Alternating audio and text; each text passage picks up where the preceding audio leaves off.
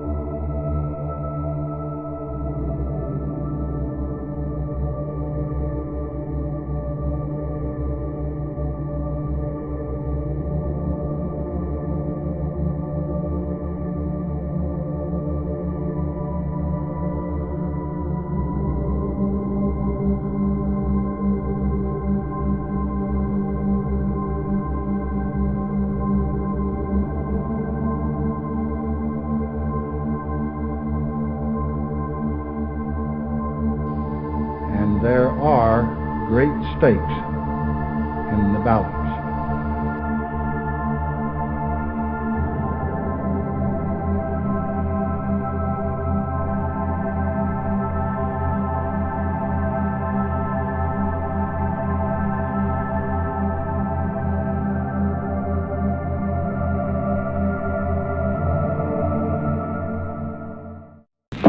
Yes?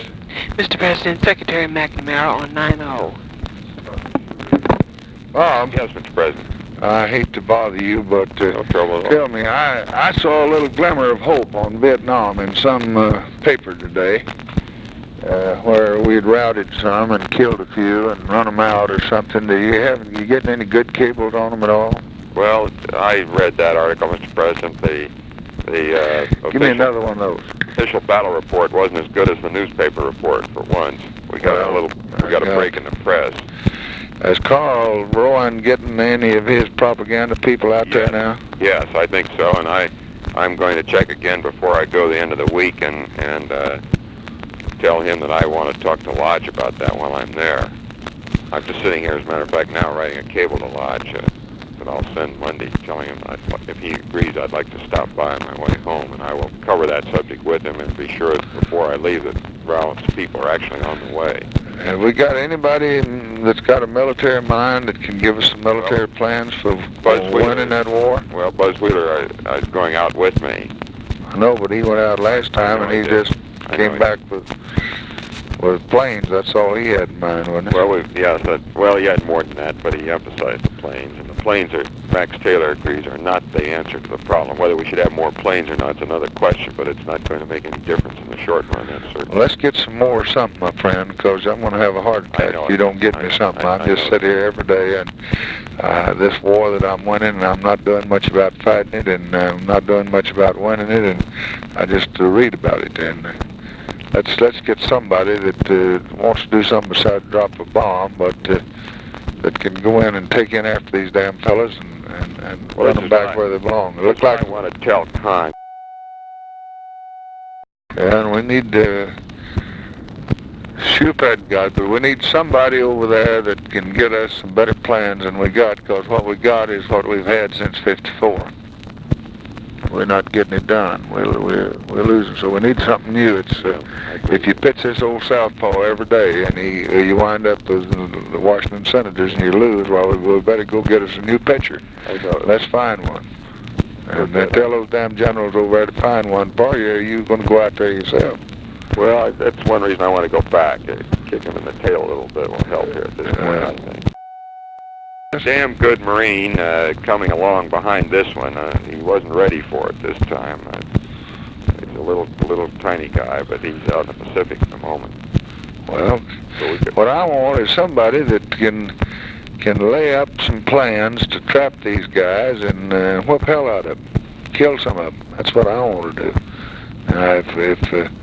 If this Army Chief Staff's not going to do it, well, let's get somebody else that'll do it. I'll try and bring something back that will meet that objective. Okay, Bob. Thank you.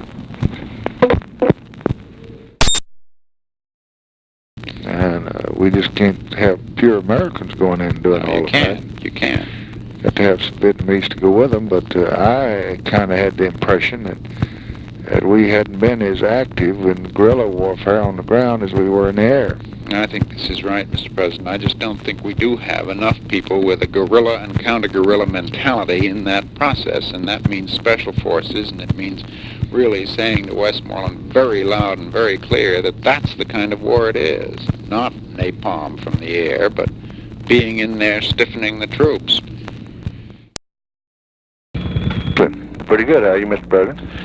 Oh, I'm got lots of trouble. I want to see what we all have those. What do you think about this Vietnam thing? What I'd like to hear you talk a little bit. Frankly, Mr. President, if you were to tell me that I was authorized to settle it as I saw fit, I would respectfully decline to undertake it. It's the damn worst mess I ever saw, and I don't like to brag. I never have been right any time in my life, but I knew we were going to get in this sort of mess when we went in there, and I don't see how we're going to ever get out without fighting a major war with the Chinese and all of them down there in those rice paddies and jungles. I just don't see it. I just don't know what to do. Well, that's the way I've been feeling for It's deteriorating. 6 months. Our position is deteriorating, and it looks like the more we try to do for them, the less they're willing to do for themselves. It's just a sad situation. There's no sense of responsibility there on the part of any of their leaders, apparently. It's all just through generations or even centuries, they have just thought about the individual and glorifying the individual, and that's the only utilization of power, just to glorify the individual, not to save the state or to help other people. And they just can't shed themselves of that complex. It's a hell of a situation. It's a mess, and it's going to get worse. And I don't know what to do. If I don't think the American people were quite ready for us to send our troops in there to do the fighting. And if it came down to an option of just sending Americans in there to do the fighting, which will, of course, eventuate into a ground war and a conventional war with China, and we do them a favor every time we kill a coolie, whereas one of our people got killed, it'd be a loss to us. If it got down to that or just pulling out, I'd get out. But then I don't know. There's undoubtedly some middle ground somewhere. If I was going to get out, I'd get the same crowd that got rid of old Dean to get rid of these people and get some fella in there that said he wished to hell we would get out. And that'd give us a good excuse for getting out. I see no terminal date for any part of that in there. How important is it to us? It isn't important a damn bit, but all this new...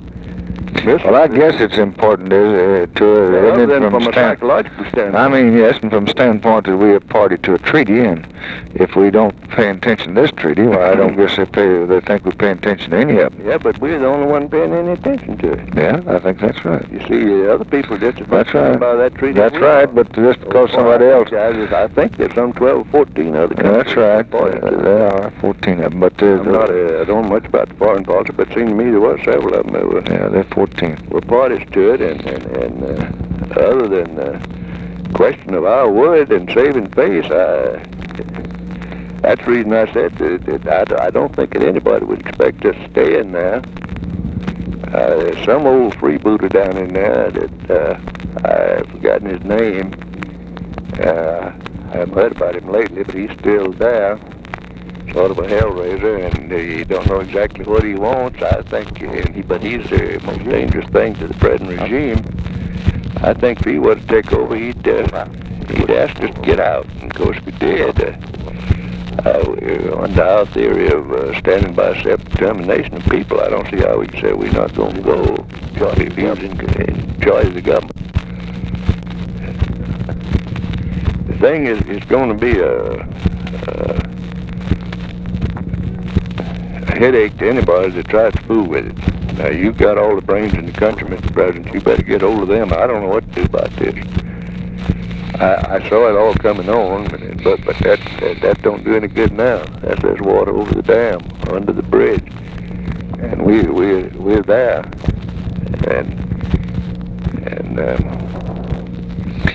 Well, you've got over there, McNamara. He was up here testified yesterday for the committee. I didn't want to have him up here, but Howard County and some of them wanted to have him. So I set up here in 8:30 before I start the appropriation hearings. He's got he's been kicked around on it so where I'm not sure he's as objective as he ought to be in surveying the conditions out there. He feels like it's sort of up to him personally to see that the thing goes through, and he's a can-do fella. But I'm not too sure he understands the history and background of those people out there as fully as he should. But even from his picture, the damn thing ain't getting any better, and it's getting worse. And we're putting more and more in there, and they're taking more and more away from the people we're trying to help that we give them.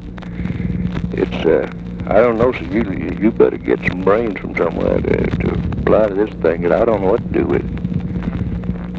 Well, I spend all my days with Rusk and McNamara and Bundy and Harriman and the Vance and all those folks that are dealing with it, and I would say that it pretty well adds up to them now that we've got to show some power and some force, and that they do not believe, they're kind of like MacArthur in Korea, they don't believe that the Chinese communists will come into this thing, but they don't know, and nobody can really be sure, but their feeling is that they won't, and in any event that we haven't got much choice, that we are treaty bound, that we're there, that this will be a domino that'll kick off a whole list of others, and that we just got to prepare for the worst. Now, I have avoided that for a few days. I don't think the American people are for it. I don't agree with Morris and all he says, but no, it doesn't look to me. He's forcing the sentiment of a hell of a lot. I'm afraid that's right. I don't think the people of the country know much about Vietnam, and I think they care a hell of a lot less. I know, but you go to send a whole lot of our boys out Yeah, there. that's right. That's exactly right. That's what I'm talking about. You get a few. We had 35 killed, and we got enough hell over 35 this year. So that means more than that have been killed in Atlanta, Georgia, been killed this year in automobile accidents. That's right, and 83 went down in one crash on 707, but one day, but that doesn't make any difference. That's the hazard our folks understand. They don't understand this over there now. The Republicans are going to make a political issue out of it, every one of them, even Dirksen. It's the only issue they got. I talked to Dirksen the other day, Friday, and he suggested I have 3 of armed services and 3 from appropriations and 3 all of them foreign relations down, and I told him all right, so I invited him. Yesterday before they came, he gave out a big statement that we had to get us a program and go after them, and Hickenlooper said that they just had to stand and show our force and put our men in there and let come what may come, and nobody disagreed with him. Now Mansfield, he just wants to pull up and get out. Morris wants to get out, and Greening wants to get out, and that's about where it stops. I don't know. There's others here that want to get out. They haven't said much about it, but Frank Church has told me 2 or 3 times that he didn't want to make a speech on it, but he just wished to God we could get out of there. I don't know whether he's told you that or not. No, I haven't talked to him, but I just use that as an illustration because he's mentioned it to me more than once. And who are the best people we have that you know of to talk to about this thing? I don't want to do anything on the basis of just the information I got now. I don't know who, Mr. President.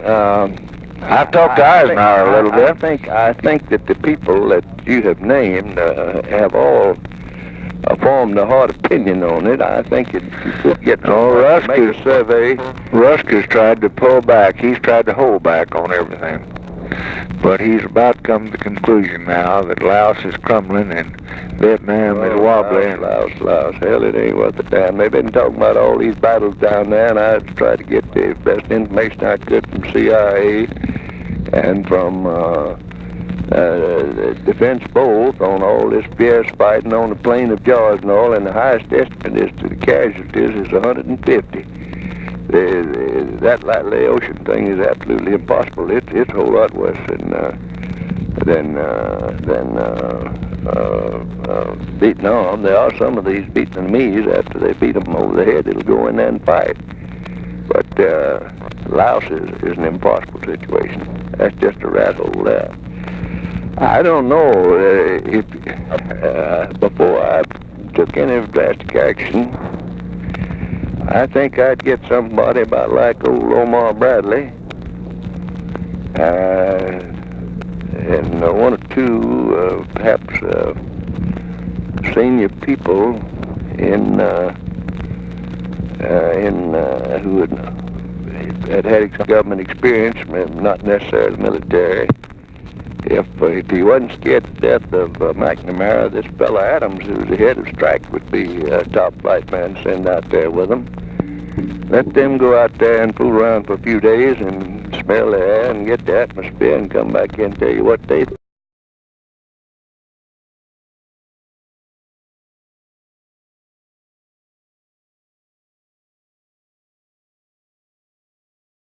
Because they are new in it. Would not have a great many preconceived ideas in approaching it. Now, one of our big problems there, Dick, the biggest between us, and I don't want this repeated to anybody, is Lodge. I know it. He ain't worth a damn. He can't work with anybody. Well, he won't let anybody out there. He won't let anybody else work. We get the best USIA man to put on all the radios and try to get them to be loyal to the government and to be fighting and quit deserting. Emperor out there. And he just he called in USIA and said, I handle the newspapers, magazines, and radio myself, so to hell with you. So that knocks that guy out. Then we send out the best CIA man we got, and he said, I handle the intelligence, to hell with you. Then he wants a new deputy chief of mission. We get him to give us some names, and we pick one of those, the best one we got, send him out to run the damn war, and he gets where he won't speak to the deputy chief of mission. And we got General Harkins out there, and we thought he's a pretty good man. He gets where he can't work with him, so we send Westmoreland out. And it's just a hell of a mess, and you can't do anything with Lodge, and that's where McNamara is so frustrated. He goes out, and they get agreements, and he issues orders, and he sends stuff in there, and then Lodge takes charge of it himself, and he's not a take-charge man, and it just gets stacked up there. He never has followed anything through to a conclusion since I've known him, and I've known him for 20-odd years. He never has. I went out with him around the world in 43. The only committee went out during the war. We went everywhere, and Lodge was on there. He's a bright fella, intelligent fella, but he's just not a man that persists. And he thinks he's dealing with barbarian tribes out there, that he's the emperor, and he's going to tell them what to do. Ain't a doubt in my mind, but he had old Dean killed out there himself. So that was a tragic mistake, and it's awful, and we've lost everything. You want to get somebody with more pliant to Lodge would do exactly what he said right quick. And he's living up on cloud 9. It's a bad mistake. I don't know. I think probably the best thing you could do would be to ask Lodge if he don't think he's about time he's coming home. Well, he'd be back home campaigning against us on this issue every day. God Almighty, he's going to come back anyhow in time comes. I'd give him a reason for doing it. He's going to come back. If you bring him back now, everybody say, well, hell, he's mad because Johnson removed him out there. MacArthur couldn't, with all of his power, couldn't hurt Truman because everybody would have said, well, hell, he's just mad because he got removed. And though millions sympathize with him in it. And you needn't to worry, Lodge will be in here. In my judgment, he'll be on that ticket in some way. I don't think they'll nominate him for president, but they may put him on there for vice president. Or whether they do or don't, he'll be back here campaigning for that campaign over. I don't know. I'd better take that back. This thing is so hopeless for the Republicans. I doubt that he certainly got enough political sense to know that and not get his head chopped off in a perfectly foolish Has Clay got any judgment on a thing like this? His experience? Yes, he has. Yeah, he has, but though he's inclined to... He's the other area of the world, though, mostly, isn't he? I think Clay has... he knows... I'd take his judgment on most anything if he'd separate himself from his predilections, and he don't have any out in that part of the world. He's and I think people generally have got a good deal of respect for Clay's judgment too. And there's a great deal of affection and respect for old man Bradley. He's not in his dotage yet by a hell of a lot. I got him up here the other day getting some advice from him on some matters, and I found him very alert. He's so humble, I don't know, he'd just be a doormat for Lodge out there. But he's an intelligent man. Now, Clay wouldn't. Clay will, he'd stand up to anybody if he feels like he's got any support from high up places.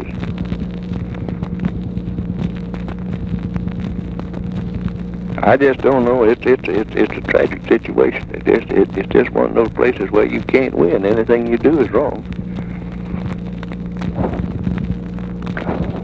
Well, think about it. Call me. Oh, that's right. I just, I thought about it. I have worried about it, and I have afraid about it. I don't believe we can do anything. Religiously, I have, because it's something that frightens me, because it's my country's involved over there. And if we get into there on any considerable scale, there's no doubt in my mind but the Chinese will be in there, and there we'll be fighting a dang conventional war against our secondary, not potential threat. And it'll be Korea on a much bigger scale and a worse scale, because the peculiar physical configuration of Korea made extensive guerrilla fighting impossible, but that's not true over in there. If you go from Laos and Cambodia and Vietnam and bring North Vietnam into it too, it's the damnedest mess on earth. The French report they lost 250,000 men and spent a couple of billion of their money and 2 billion of ours down there. And just got the hell whipped out of them, and they had the best troops they had, including practically a division of crack German troopers who were starving and enlisted in the Foreign Legion and went down there. You don't have any doubt, but what if we go in there and get them up against the wall, the Chinese communists going to come in? There's no doubt about that. That's my judgment, and our people don't think so. There's no doubt in my mind about it, that you'll find Chinese volunteers in there as soon as you get, very shortly after we have active combat units engaged. Now, Mike writes me a memo, and all he says is that we continue to support the Vietnamese, and that's number one. An end to the reflex of peak and face saving at every essay of de Gaulle's. Well, we've not peaked. We just asked de Gaulle to give us a blueprint, and he don't have it. He just says neutralization, but ain't nobody wants to agree to neutralization. And we asked him who will agree to go with old Ben Milam. We're ready, but he just says, well, we have to continue to maintain our strength and get in a position. But he's got no blueprint. 3, a realistic facing of the fact that we're in this situation without reliable military allies. Well, I know that. 4, an exploration of the possibility of the United Nations or some other arrangement. Well, this is Mike Mansfield, and they won't do a damn thing, even on the Cambodia border. We can't get a majority vote in the Security Council. A willingness to entertain any reasonable proposals for international conferences. Well, we are ready to confer with anybody anytime, but the conferences ain't going to do a damn bit of good. They ain't going to take back and give us territory and behave. We tell them every week. We tell Khrushchev. We send China and Hanoi and all of them word that we'll get out of there and stay out of there if they'll just quit raiding their neighbors, and they just say screw you. That's right. So the conferences won't do it. Now the whole question, as I see it, is it more dangerous for us to let things go as they're going now, deteriorating every day? I don't think we can let it go, Mr. President, indefinitely. Then it would be for us to move in. We either got to move in or move out. That's about what it is. Future. You can make a tremendous case for moving out. Not well, now you take the Nixon. Good one for moving in, but Nixon, Rockefeller it would be more consistent with the attitude of American people and their general reactions to go in, they could understand that. But getting out even after we go in and get bogged down in there with the war with China would it's going to be a hell of a mess. It'd be worse than we are now. To some extent, that's what makes it so difficult. And don't forget that old Ben Milam, the only man got killed. And he said, who'd go with old Ben? He's a great hero, but he got killed. That's right. And the old man was killed. And so if they start off with Ben Milam, which they ain't going to do to any inside degree, they'll get out and Ben be killed. It's just a hell of a come on. I don't know how much Russia, they won't cause us all the trouble they can, but if there's any truth in the theory that they are really at odds with China, and really is a cleavage there. They are, but they'd go with them as soon as the fight started. They wouldn't forsake that China, that communist philosophy. I wasn't talking about the fight in there, but what we might get them to take an active part in getting those in getting the thing straightened out. However, we're doing all we can on that, but she doesn't show any signs of contributing anything. They'd be foolish to, from one extent, because we just continue to pour the money in there and get nothing back out of it. We don't even get goodwill back out of that. And I just don't know. And I don't know where to go put bias. I just don't know where to go for it. McNamara is the smartest fellow any of us know. But he's got so damn, he is opinionated as hell, and he's made up his mind on this, and I don't think any amount of claim. Well, now I'll tell you what he's done, Dick. I think he's a pretty flexible fella. He's gone out there and he's got Con to agree that we cannot launch a counteroffensive or hit in the north until he gets more stabilized and better set in the south. And he thought he's buying us time and we could get by till November. But these politicians got to raising hell, and Scripps Howard writing these stories. All the senators, Nixon and Rockefeller and Goldwater, all saying, let's move, let's go in the north. That was a devastating piece that Lucas had on that page, just a little old paper. That paper don't cover much of the country, but if that got out everywhere, that'd raise a lot of hell. That's right, and they can always get an isolated example of bad things. McNamara says that's not generally true, that they have too many damn people being killed every day.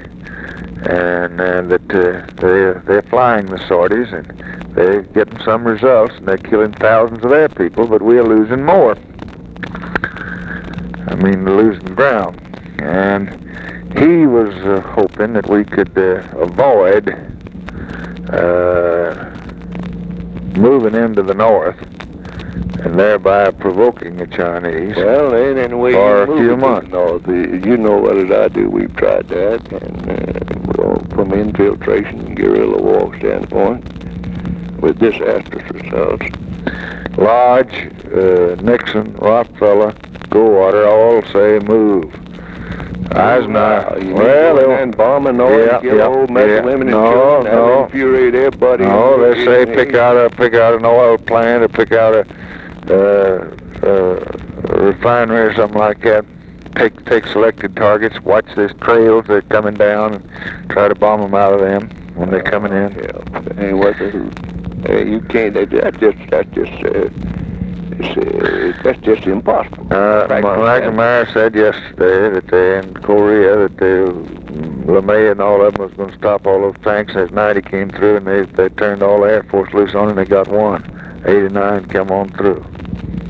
We tried it in Korea. We even got out a lot of old B-29s to increase the bomb load and sent over there and just dropped millions and millions of pounds of bombs day and night. And in the morning we'd knock out the road at night, and in the morning the damn people be back traveling over it. That's true on that railroad over there. On the north coast, we've used the Navy and these 14-inch rifles and knocked the whole mountain down on it, shelled it, and knocked all these whole mountain down and covered up the railroad tracks. Everybody said, "Oh, God, we got them now." And the next morning, their trains are running like the devil right over that track. And we shot up several $1 million worth of shells thinking we'd closed it. We didn't do it. We never could actually interdict all our lines of communications in Korea, though we had absolute control of the seas and the air. And we never did stop them. And you ain't gonna stop these people either. Well, it impeached President, though, that run out, wouldn't it? I just don't believe outside of Morris, everybody I talked to says you got to go in, including Hickenlooper, including all the Republicans. None of them disagreed with him yesterday when he made the statement that we had to stand. And I don't know how in the hell you're going to get out unless they tell you to get out.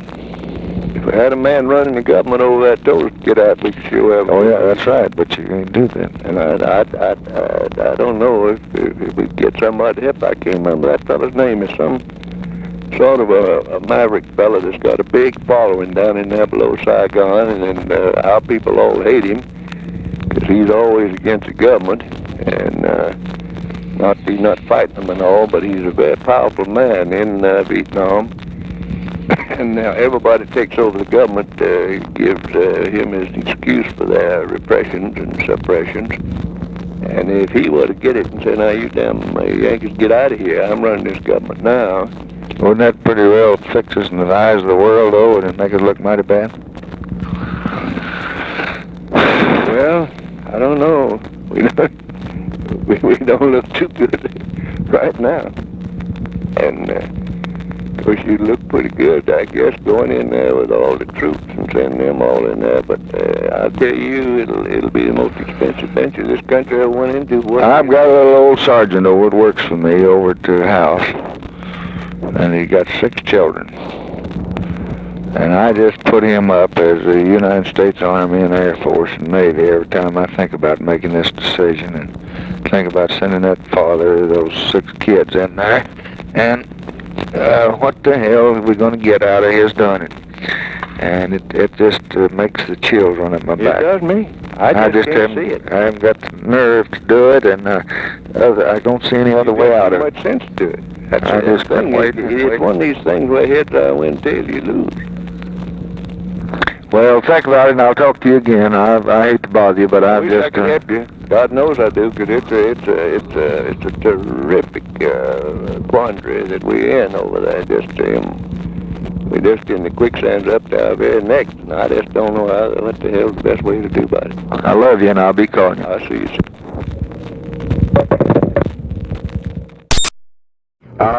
In thinking about this public information situation, I'm inclined now to have a press conference this afternoon around 4:30 to get a statement of our general position out and clear before the other kinds of news break later in the evening, and also then Bob McNamara going to have his tomorrow morning. I think it's good. And I'll bring over to you when I come to the cabinet meeting a little... You might want to send George Ball to that. As I look over this agenda, I don't see anything that's it's a lot of details on departmental administration, and I think if you could spend your time on this and talking to the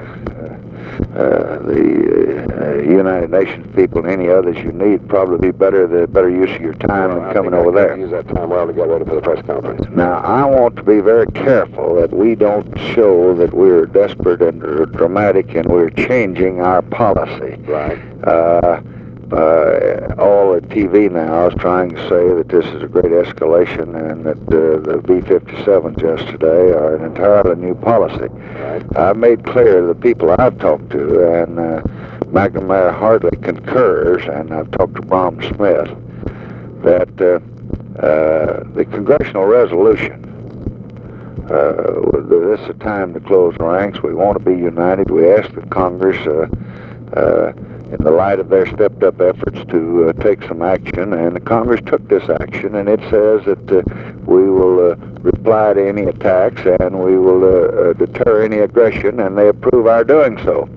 Now, when we could deter it with helicopters, we did. When we could deter it with South Vietnamese troops, we did. When we could prevent aggression with Pathfinders and sending one of our planes in to lead their planes with their Air Force. We did. But as they stepped up and as they mounted and as they become more severe and as they tied down our Ranger companies, we did not change our policy. We changed our equipment. That's right. Because they escalated and they brought in the ships with all guns and they brought in a lot more people. The infiltration increased and they had their staging areas. And we had Ranger companies tied down there and going to cost hundreds of thousands of Vietnamese lives. Right. So at the request of the South Vietnamese government, we busted them up and released those people and saved their lives. Right. With the B-57s. Now, it is true that this is probably the first time that B-57's been used in South Vietnam. But Congress authorized us and directed us to prevent aggression. Right. And we have not changed our policy. That is our policy. That resolution is our policy. That is our authority. And until it's repealed, and the last paragraph says that you can repeal it, but until it is repealed, that's the policy of this government, and we're within it, and it's pretty broad policy, and so forth. Right. And I think it's what they're going to try to put in our lap is that we're the warmongers, that we're changing our policy, that we've got a brand new policy from day to day. We really got no policy at all, that we're drifting, that we so on and so forth. Now, that's the commentator's line. I think this is the answer to it. I'd keep those 502 congressmen right chained to me all the time with that resolution. Right. And look at your statement. I got the resolution out of some foreign, some bulletin, the State Department, and right preceding it was a statement by the Secretary of State. And I believe right following it was a statement by the President. Anyway, both statements at that time spelled out our policy. Right. Namely, keep our agreements, which they have not done. They've abandoned all of theirs. Namely, help these people help themselves, which Eisenhower spelled out. Namely, if they'll leave their neighbors alone, we'll come home tomorrow, offering peace. We've repeated that time and time again, and I think you might say in your press conference that the President said in every state of the Union that he'd go anywhere, he'd do anything, he'd see anybody if it contributed to an agreement or to understanding or to peace.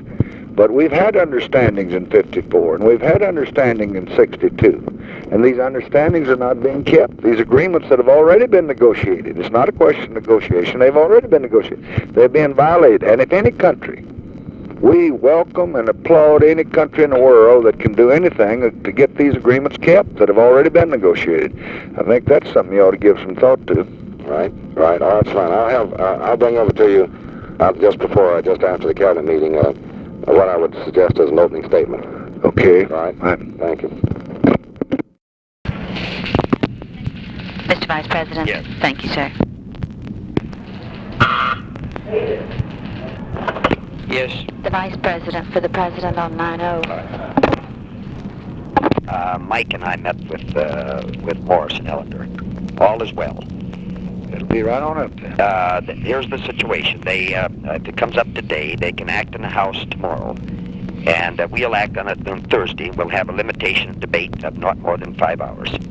Get Hayden to just start hearings as soon as McNamara gets through, and then you all act Thursday. That'll be good. That's fine, sir. What? You may That's be here, wonderful job. You may be here from Mike. Now that'll make a great president and a great emperor out of you if you'll just be here and do those things. I just showed you what you can do in 30 minutes. So let's get this. Watch anybody else that might cause trouble, and we got to bear this in mind. To deny or to delay this request means you're not giving the man ammunition he needs for his gun. You're not giving him gas he needs for his helicopter. You got him standing out naked and letting people shoot at him, and we don't want to do that. Okay. Hi, Birch. Mr. President, how are you, sir? Good. A quick thought for you, sir, if I may. I had a rather lengthy discussion with Governor Brannigan. And you remember some time ago when I was down there on another matter, we had a little conversation on the Vietnamese situation, and you suggested at that time that it might be helpful for some of us to speak out, and after giving it some thought, I did. Would it be helpful to have a Midwestern governor join in this business? He's talked to both of our state university presidents who are in town today, and I intend to follow this up with Purdue and Indiana to see if maybe there isn't some way we can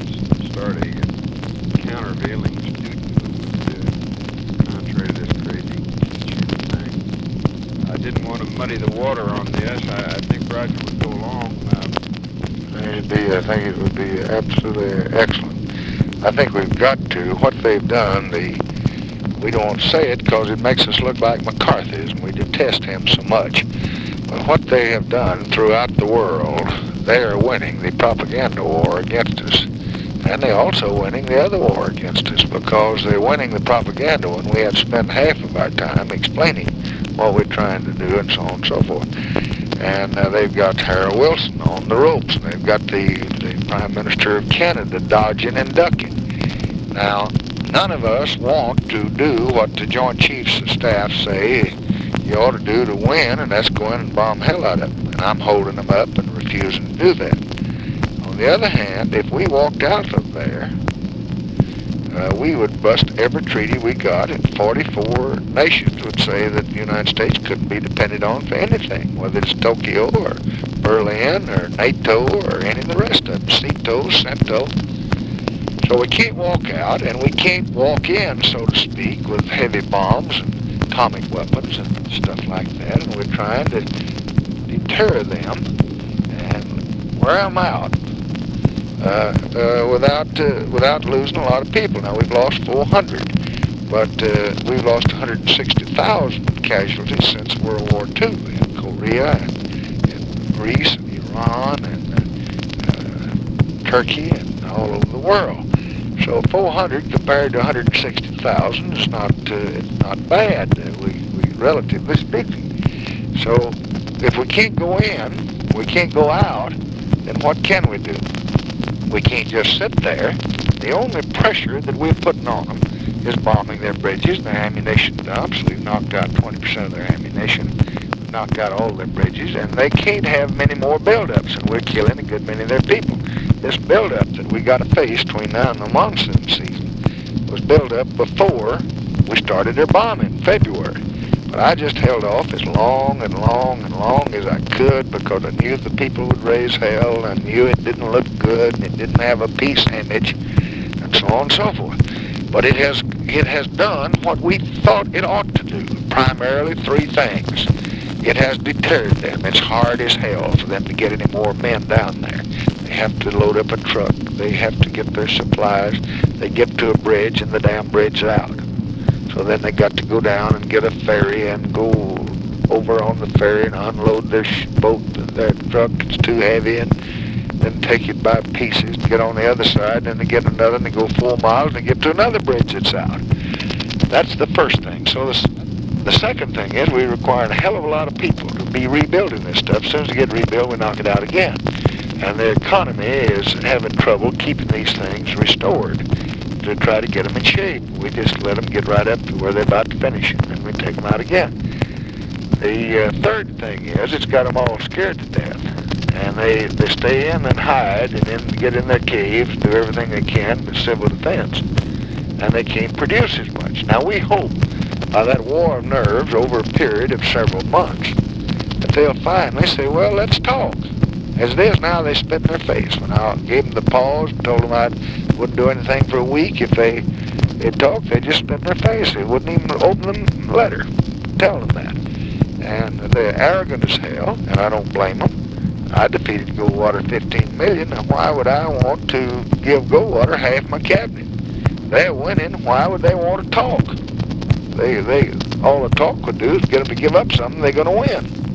After your conversation down there, I made a speech, and every place I go in Indiana, I make sure that we tell this story, because I found that the people, that they're with you. And the thing that gripes me, and the thing that I think the governor can be helpful with us, and these university people, is that these so-called intellectuals, the people that are supposed to have all the brains, are the ones that are clear out in left field, but they just can't conceive of what you have to do there. That's right. Now, I said to them yesterday, a group of intellectuals, what would you have me do that I'm not doing? Now, what am I doing that you would have me stop? Well, they thought Scotty Reston was one of them, Alistair Cook of Manchester Garden was another one, and several people. And they said, well, stop your bombing. And I said, okay. Now, You want a political solution. The only way you get a political solution, as contrast to military solution, is to have some pressure on them. Now, the only pressure I've got is the bombing.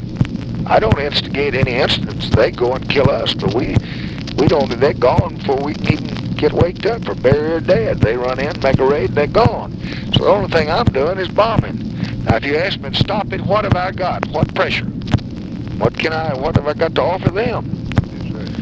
They say, well, nothing. I guess that's right. I just guess you got to keep that up, but we don't like it. I said, I don't like it. I don't even like being out there. I don't like it. Now, what else? Well, they said, we think maybe you ought to get some extra countries to give some people outside the United Nations. We know you tried the United Nations last August. And the United Nations said, all right, we'll come in here and talk about them shooting at our ships out there, the Tonkin Gulf. So they ordered the North Vietnamese to come in there. In last August, up to Security Council. And the North Vietnamese said, fuck you. That's exactly what they said. We wouldn't about to. You got no jurisdiction. So Greening gets up today and makes a big speech. Says, God, we ought to go to the United Nations. Well, we've got the United Nations. We asked them to take charge of it. We submitted it to them. But the other side said, screw you. China doesn't belong to the United Nations. And the United Nations said they'd be willing to help, but annoy you. So we can't do anything else. I said on the other countries, I got 36 of them out there. I'm getting everything I can. I've sent Lodge to see them all. I've sent Russ to see them all. I've sent Ball to see them all. I've sent McNamara. Every country that's got 100 troops, I've asked them to send them. But I've got 2,000 coming through the Philippines. I've got 20,000 coming out of Korea. I've got 1,200 from Australia. But British got 70,000 Malaysia. They can't put any in there. They're overtaxed now. The French won't. They got hell whipped out of them. The Germans are putting in money, and we can't take people out of Germany because we had 5 divisions over there protecting them. That's why we can't take too many out of Korea, because we got 2 divisions protecting them. And that doing good to rob Peter to pay Paul. Well, I said, I guess that's right. But they didn't know that. Here's Scotty Reston and Alistair Cook. But there it is. No, the answer to your question is yes, it's wonderful. And the answer to your question is, I wish that you'd just take a lead in foreign policy. You don't have to be on the committee. 85% of the people of this country of what we're doing in the Dominican Republic and Vietnam, and the polls so show it. I just finished a poll in New York State. I ran 73% in New York in the November election. Today I would defeat Rockefeller 89-11. Today I would defeat Romney 78-22. I defeat Nixon 79-21. And I beat the Republicans more than they've ever beat before. And 85% approve my position on these things. 5 or 6 don't know, and 8 or 10 are against it. But they're the ones that are raising hell. Now, we read the communist bulletins. Their orders go out to do it. This Du Bois Youth thing is doing all these colleges, and they got to sit in tomorrow. They're all led by communist people. Hoover's got people after them all the time. But if I get out and go talk about the communists, it's always a McCarthy. Everybody disagrees with him. He called a communist. But that's what they're doing. They're stirring up this agitation. They got old man Eaton. He goes over and comes back. And the Chinese got their folks working. The Russians got their folks working. This Russian ambassador, hell, he's talking to all of our senators. And after he has lunch with one of our senators, it takes me 2 weeks to get the fellow to where he doesn't think I'm a warmonger again. But that's what they do. Well, they use this propaganda from our own senators against us. Oh, yeah. What they do is they get one speech by Morris, they take it and print it in leaflets, drop it out to all of our people. Then they come back and say that the country is so divided. And I see in here this morning some article, I've forgotten where it was, said 85% of the senators in the United States Senate were really undercover against Johnson's position. I believe 85% of them are for it. But the alternatives, do I want to go in LeMay and bomb Peking? If I do, I'll get 35, 40 divisions the next morning. I can't do that. Do I want to get out like Morris? No. Do I want to just sit there and get hit like I did for several months? I don't think I ought to ask an American boy to get shot at and not shoot back. So then what I do? Well, I tell them to defend themselves, and now they got to have more manpower. And we've got to put men in there because they're not going to do anything except build up their forces and try to run us out during the monsoon season. And that's till September the 15th, so it's going to be real rough for the next 90 days. We hope that at the end of that period we'll wear them down some, but there's no assurance. They hope they can wear us out. And I really believe they last longer than we do. One of their boys gets down in a rut and he stays there for 2 days without water, food, or anything and never moves, waiting to ambush somebody. Now, American, he stays there about 20 minutes. Now, damn, he got to get him a cigarette.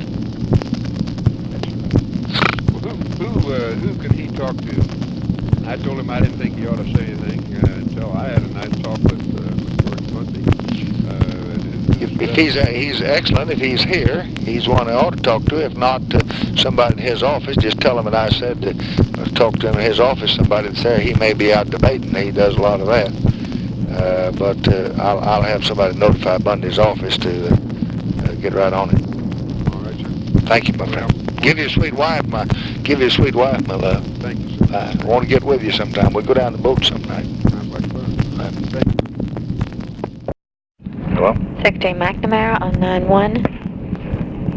President, 2 points. First, I just received word the Senate committee knocked out that Section 608 requiring we take base closings to Congress. Voted 10-3. Secondly, we did get distributed to all of the staff members and senior people associated with our Armed Services Appropriations Committee the B-52 bomb damage assessment analysis this morning, and we've got a special meeting in Mahon to be briefed by our Defense Intelligence Agency people for this afternoon.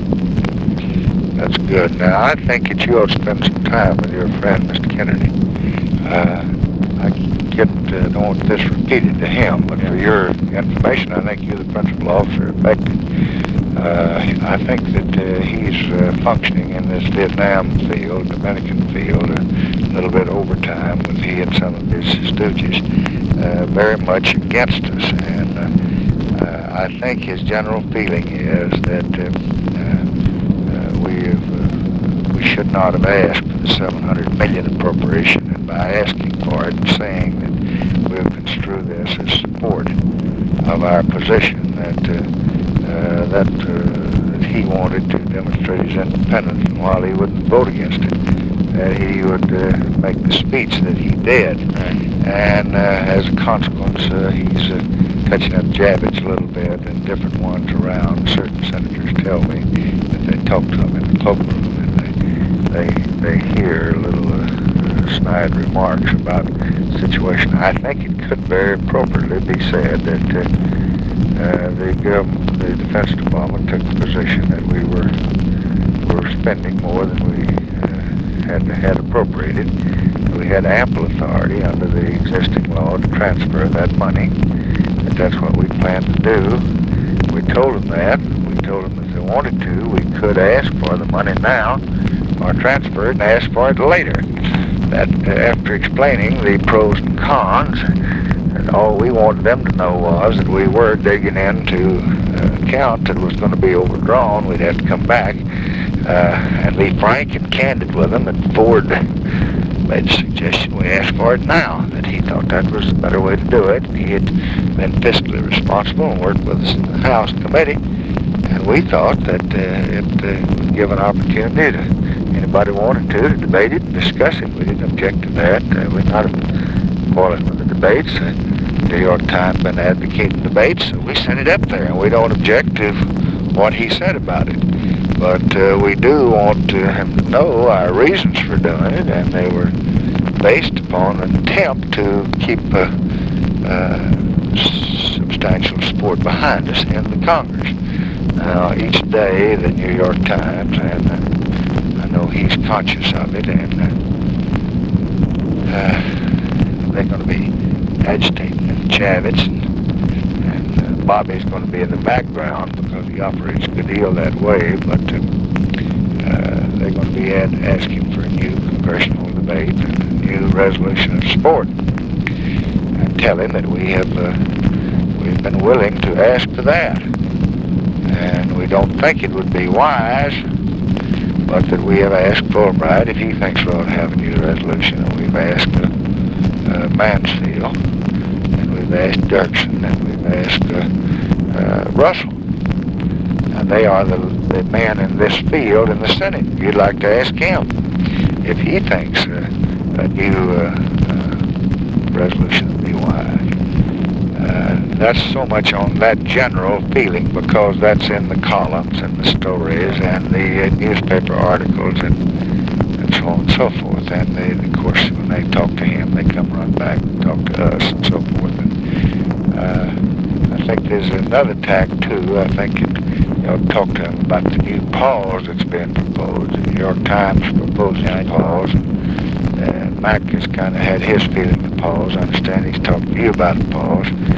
Now, if we had any indication the pause would do any good, be fine. But we're afraid that if we do pause, we got hell knocked out of us while it did. I think the American people would be awfully critical of us. Oh, I don't think now's the time. And I just think we ought to talk to him about it because this is where most of our real trouble's coming from. It goes back, if you'll remember, to the real flare-up came on this statement, this 700 million. Yeah, and that's my intelligence people tell me that's the backbone of it. And since it's your 700 million, and since you heard the Ford thing, and since you know that we think that it's all right for them to debate it, we don't object to McGovern and Church and them. If they want to say these things, say them. We don't agree with them. We don't think they help. But we have never asked one senator not to speak, and we have asked him. And we put on the pause, but see what else he thinks ought to be done. I think that's very potentially dangerous to our general cause on Vietnam. I think that in time it's going to be like the Yale professor said, that it's going to be difficult for us to very long prosecute effectively a war that far away from home with the divisions that we have here, and particularly the potential divisions. And that's really had me concerned for a month, and I'm very depressed about it because I see no program from either defense or state that gives me much hope of doing anything except just praying and gasping to hold on during monsoon and hope they'll quit. I don't believe they're ever going to quit, and I don't see how do we have any way of either a plan for victory militarily or diplomatically. And I think that's something you and Dean got to sit down and try to see if there's any people that we have in those departments that can give us any program or plan or hope or if not, we got to see if we have you go out there or somebody else go out there, take one good look at it and say to these new people, now you changed the government about the last time, and this is it. Call the Buddhists and the Catholics and the general and everybody together and say we're going to do our best and be sure they're willing to let new troops come in and be sure they're not going to resent them. If not, why, y'all can run over us and have a government of your own choosing. But we just can't take these changes all the time. And that's the Russell plan. Russell thinks we ought to take one of these changes to get out of there. I don't think we can get out of there with our treaty like it is and with what all we've said, and I think it would just lose us the face in the world, and I just shudder to think what people all up and say. But if we're going to keep getting AP pictures out of there, stories out of there like they are, and if our best friends who are supposed to be allies of ours are going to take the position that they're going to foment it now. Chavez says we face a big question in this country on stepping up this activity, especially moving ground troops in, which is now rumored division strength to undertake on the ground in North Vietnam, possibly what we're doing in the air. Any such plans with this administration must be thoroughly explored by the Congress. He said Johnson does not speak for himself, but operates instead through White House and Pentagon spokesmen. The people are not being informed, he says, about the Vietnam situation. Chavez and 3 other Republicans spoke on a radio committee. He said that any large-scale U.S. troop commitments would require, quote, a new congressional debate and a new congressional resolution of support, unquote, for President Johnson.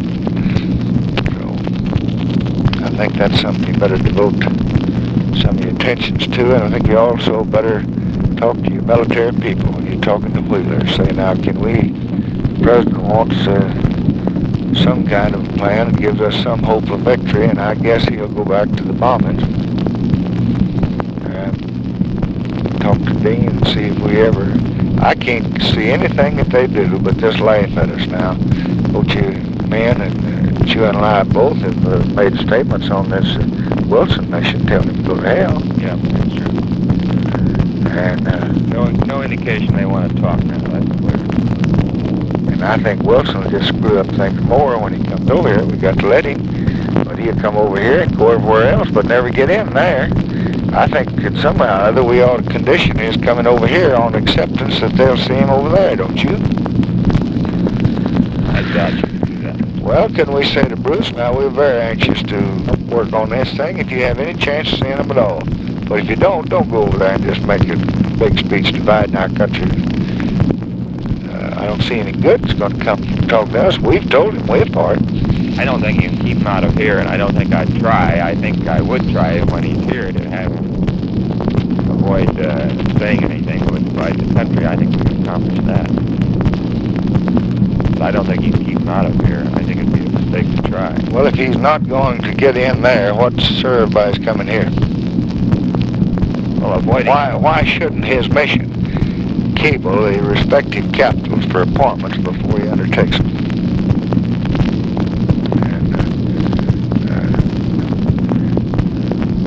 He's got a blank check from us. We're willing to negotiate. He doesn't have to come here to find out. He'll probably be accepted in Moscow, and probably not in Hanoi and Peking. That's right. It'd be awfully difficult, I think, for you to say, well, you can't come here unless you're going to be accepted in Hanoi and Peking. Well, I don't think we can ever say that you can't come. I think we can say, though, that we just hope that you stress the fact that they have been accepted, and let's hold that up for a few days to world inspection. Well, I think that's right. That we can do, and when he's here, I think that we can assume and expect him to act in a way that won't cause controversy inside the country. But I think it would be wrong, Mr. President, to either try to or give him any reason to believe that you tried to keep him out here. Well, I think you ought to, you can't keep him out here. Nobody wants to keep him out here. I don't think that's the point I want to make, but I do think that the point ought to be made to him that his mission can't be successful if he can't get the others here, and he ought to make that point well and long, and he ought to consider whether any good's going to be served by his traveling in the light of the fact they will not see him.